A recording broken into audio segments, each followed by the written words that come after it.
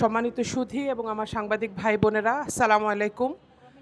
আমরা আজকে যখন এখানে দাঁড়িয়ে হাদির মতন দেশের সূর্য সন্তানদের শাহাদাতের শোক পালন করছি, শক্তি সঞ্চয় করছি, তখন আমার খুব বেশি মনে পড়ছে বাংলার আরেক সূর্য সন্তান শেরে বাংলা একে ফজলুল হকের কথা, যিনি বলেছিলেন যে যখন তোমরা দেখবে দাদারা আমাকে অপছন্দ করবে তখন বুঝবে আমি সঠিক পথে আছি। ঠিক একইভাবে মাওলানা ভাসানী বলেছেন ভারত যে আমাদের শত্রু সেটা তখনই যেই প্রজন্ম এই কথাটা পরিপূর্ণভাবে বুঝতে পারবে সেই প্রজন্ম থেকেই জাতির শ্রেষ্ঠ সন্তানরা তৈরি হবে। আমরা যখন এই কথা বলছি তখন ভারত, জনগণের ভারত আমাদের শত্রু বলছি না। ভারতের জনগণ আমাদের জুলাই বিপ্লবে আমাদের সাথে হাত মিলিয়েছিল, আমাদের সাথে তারা স্পিরিচুয়ালি তারা তাদের যে যার জায়গা থেকে অনেক ইউনিভার্সিটির ছেলেমেয়েরা ভারতে আমরা জানি পশ্চিম বাংলায় বিশেষ করে আমাদের সাথে সংহতি প্রকাশ করেছিল। আমরা যখন এই কথা বলছি আমরা আসলে মনে করছি ভারত রাষ্ট্রের আমাদের সাথে প্রতারণার কথা, যুগের পর যুগ ধরে তারা আমাদের সাথে যেভাবে আচরণ করছে, তারা যেভাবে আমাদের স্বাধীনতাকে ছিনতাই করার চেষ্টা করছে। এই সেদিন 16ই ডিসেম্বরও ভারতের নরেন্দ্র মোদী উনি ওনার ফেসবুক স্টেটাসে যেভাবে আমাদের বিজয় দিবসকে ছিনতাই করার মতন করে একটি স্টেটাস দিয়েছেন, এগুলো হচ্ছে প্রকাশ্য প্রমাণ যে ভারত কিভাবে তাদের আধিপত্যবাদ তার আশেপাশের সমস্ত প্রতিবেশী রাষ্ট্রের উপরে কায়েম করার চেষ্টা করছে। শক্তিশালী প্রতিবেশী রাষ্ট্র হিসেবে ভারত মোটেও একটি সফল দেশ না। ব্যাপারটা মোটেও এরকম না যে শুধু বাংলাদেশের সাথেই ভারতের এই আচরণ। প্রতিবেশী রাষ্ট্র হিসেবে, শক্তিশালী প্রতিবেশী রাষ্ট্র হিসেবে ভারতের কারো সাথে সম্পর্ক সুন্দর না। সুতরাং তাদের এই আধিপত্যবাদের বিরুদ্ধে আমরা আজীবন কথা বলেছি, আমাদের পূর্বসূরীরাও কথা বলেছেন, হাদিও বলেছিল, আমরাও বলবো। আল্লাহ আমাদের সূর্য সন্তান হাদির শাহাদাতকে কবুল করুক। আমাদের হাদি খুব শখ করে, খুব স্বপ্ন দেখে বলতো আমরা মেরুদণ্ড সোজা করে দাঁড়াবো। সে খুব সাহস করে বলতো আমরা কোমর সোজা করে দাঁড়াবো। তার সেই সাহস আজকে আমরা সবাই আমাদের হৃদয়ে গেঁথে নিয়েছি। আমরা মেরুদণ্ড সোজা করে দাঁড়ানোর জন্য, কোমর সোজা করে দাঁড়ানোর জন্য, সাহস করে দাঁড়ানোর জন্য আমরা নিজেরা পড়াশোনা করব, আমরা জানবো। হাদি খুব বলতো সাহস করে, আমি যদি কোনো কারণে চলে যাই আমার সন্তানরা যেন এই আধিপত্যবাদের বিরুদ্ধে দাঁড়াতে পারে, আপনারা সেটা দেখবেন। তারাও যদি চলে যায় তাদের সন্তানরা যেন আধিপত্যবাদের বিরুদ্ধে দাঁড়াতে পারে, আপনারা সেভাবে সেই সন্তানদেরকে তৈরি করবেন। হাদি খুব সাহস করে বলতো ওরা যদি আমাদেরকে মাইনরিটি কার্ড দিয়ে ভয় দেখায় আমরাও তাহলে ওদেরকে মনে করিয়ে দিব যে তোমাদের কুকিচিনের মেয়েদের সাথে তোমরা যেটা করো সেটা আমরা জানি। ওরা যদি আমাদের করিডোর নিয়ে ভয় দেখায়, আমাদের ট্রানজিট নিয়ে ভয় দেখায়, ওরা যদি আমাদের হিল ট্র্যাক্স নিয়ে ভয় দেখায়, আমরাও বলবো আমরাও তোমাদের চিকেন নেক চিনে নিয়েছি। আমরা জানি কখন কোথায় আমাদের শক্তি প্রয়োগ করতে হবে।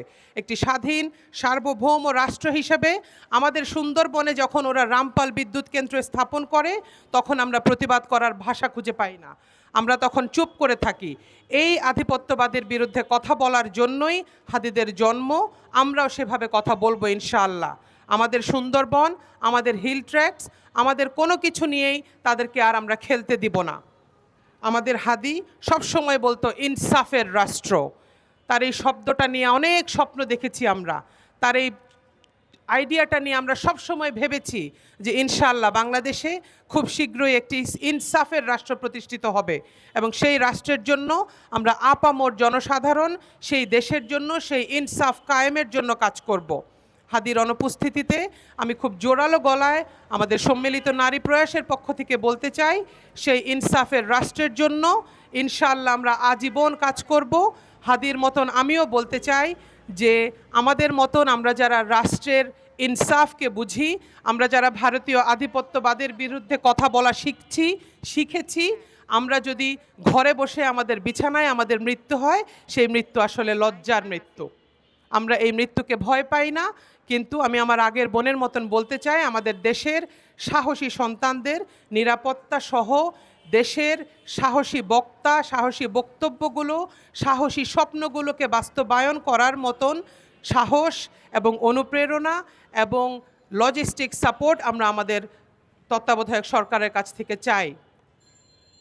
আমাদেরকে কালচারাল অ্যাগ্রেশনের ব্যাপারে হাদি সবসময় সাবধান করত।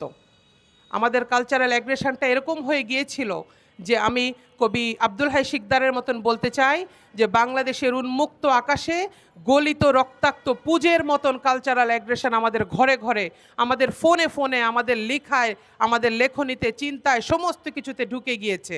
হাদি এই কালচারাল অ্যাগ্রেশনের বিরুদ্ধে কথা বলতো। আমরাও এই কালচারাল অ্যাগ্রেশনের জন্য কাজ করব, কাজ করছি। আমরা এখন আর কোনো ন্যারেটিভ, কোনো বাধা ধরা ৫৫ বছরের তৈরি করা গদ বাঁধা ন্যারেটিভকে ভয় পাই না।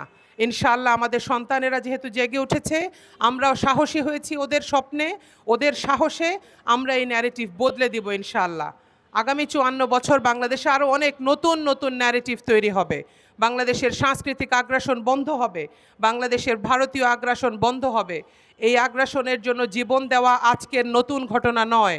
শহীদ মীর নিসার আলী তিতুমীর থেকে শুরু করে এদেশে সিপাহী বিপ্লবের সময় এবং পরবর্তীতে দেশের অনেক সূর্য সন্তানেরা এই আগ্রাসনের বিরুদ্ধে কথা বলে তারা তাদের জীবন বিসর্জন দিয়েছেন।